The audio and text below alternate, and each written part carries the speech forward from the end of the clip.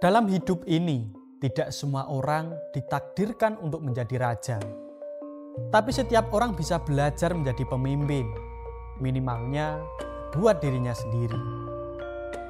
Tapi pernah nggak sih kepikiran kalau ada pusaka yang dari bentuk dan rasanya seperti mengajak kita untuk belajar menjadi pemimpin?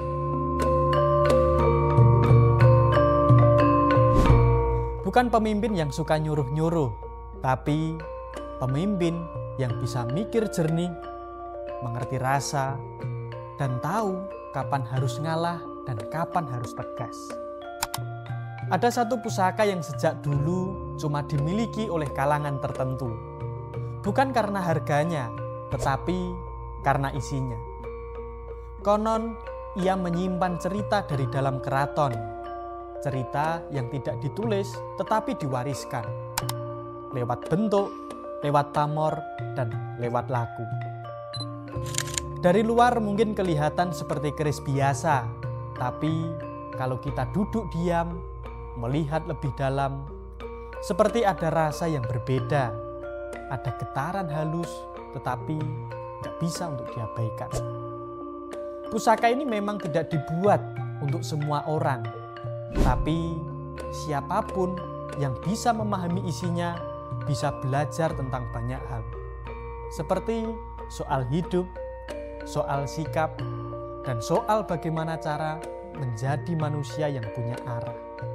Penasaran dengan pusakanya? Mari kita babarkan untuk selengkapnya. Pusaka Luk 11, Dapur Carita Keprabon, Pamor Woswutah, Tangguh Mataram Senopateng.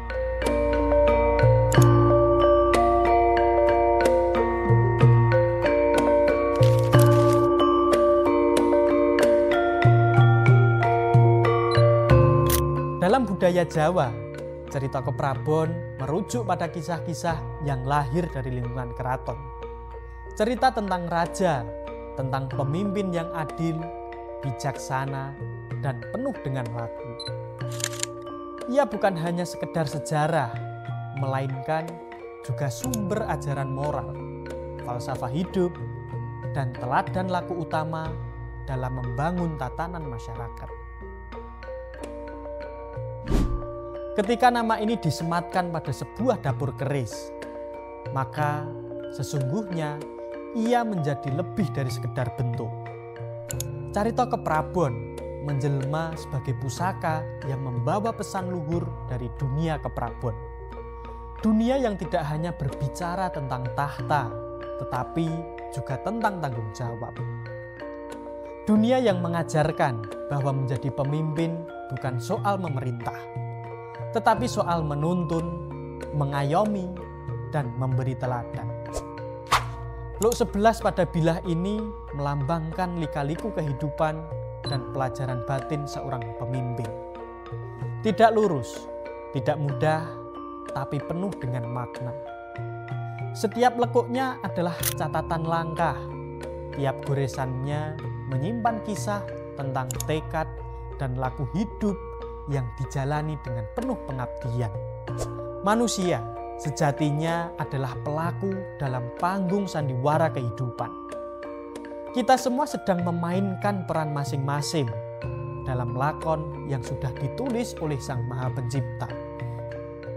Nama Carita Keprabon juga erat kaitannya dengan garis keturunan.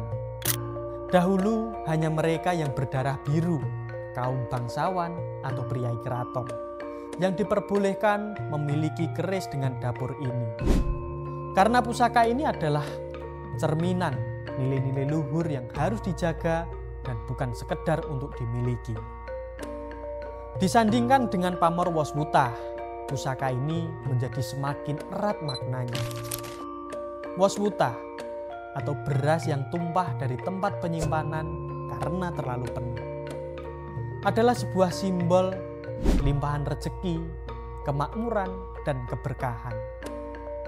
Tapi lebih daripada itu, ia juga mengajarkan bahwa rezeki tak datang begitu saja.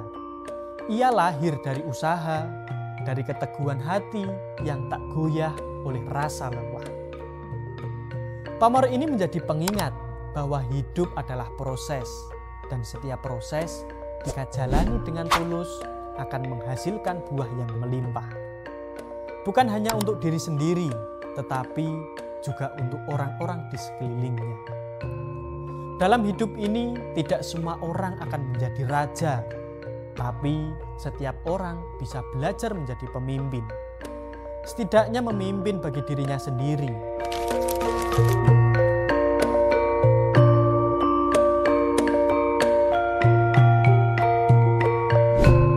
Kepemimpinan sejati bukan tentang kedudukan, tapi tentang laku, tentang bagaimana bersikap dalam keluarga, di masyarakat, dan terhadap semesta. Maka jadilah pribadi yang mengayomi, bukan hanya menguasai.